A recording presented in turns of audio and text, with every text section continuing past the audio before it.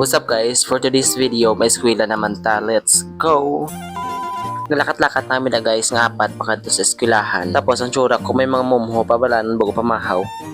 Pero by the way, wala sila Japon labot sa ton char. As usual, aga para na ako mga classmates sa may guwa sang gate. Sa may waiting shed, agag ang iba na to sa may karinderya. Kada-aga, dire lang kami katinumpo kagahulat sa amon instructor. Kasi syempre, atukan malate ka pamulot, tigid basura.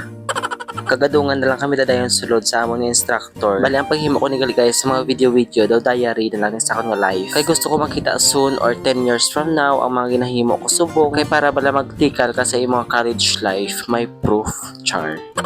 Pasulod na kami na guys sa may campus. Kag pasulod sa may agriculture nga area, may pag-gate na sila bawod ko aesthetic how char. Medyo na maguhan lang kaysa ng liga dula pa man ada. Kaglakat-lakat na kami da sa may sulod na sa may mga kasantulan. Kag diretso na dayon sa may room kag nag-sign in attendance. Kag nag-discuss na dayon si ma'am about entrepreneurship. Syempre kinahanglan ta man mabalaan kung paano mag-manage sang negosyo as a baby farmers. Uy, feeling baby. Char.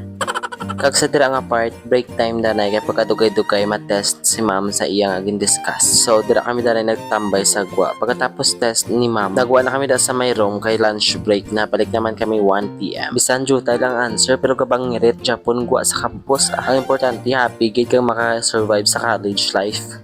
Galakat-lakat namin da sa hallway kay maop na naman kami sa mga classmate paniaga sa may tubang namon boarding house. Kag pagkatapos namon paniaga balik naman kami dayon sa school kay 1 PM na dasig na daan sang oras. Bali next week guys, hindi na kami updanay sa amon bilogid nga set kay deploy na kami sa lain-lain nga agencies. Exciting kay may area kami nga katuan like Bago, Valladolid, La Castellana. Pero amo lang nagaling sakit sa bulsa. Sa pliti-pliti pa lang dako na imo magasto plus imo pangakaon. Pero sige lang 1 month lang man na. Pagka third year naman dason. Pagkatapos namon ni summer farm, mapa-enroll naman kami second year. Huway pa huway pero laban Japon. Kag pasulod naman kami di guys sa may mahiwagang gate namon. Kay mga tag sila ni Ma'am Subong sang consent para papirmahan sa amon nga parents. Kay Sabado na subong pagka Lunes holiday man. Then pagka Tuesday sa agency na kami makadto. Paglambot naman sa sulod, syempre sign in dayon sa attendance. Kag siya ng classmate ko nga kada video ko gusto ya iya tsura tanan. Kag ang mga classmate kani guys kada video ko gatawag na sila dayon gusto nila maging bida. Di kisa effect kwa nila. Kag may rambutan nga dala mo ang classmate guys. Tapos ginahugas-hugasan niya pa mo tanong natabo sina. Pila lang daan ka bilog tapos namit-namit pabisang rambutan. Kag may natabo pa mayo lang nadala pa sa hugas.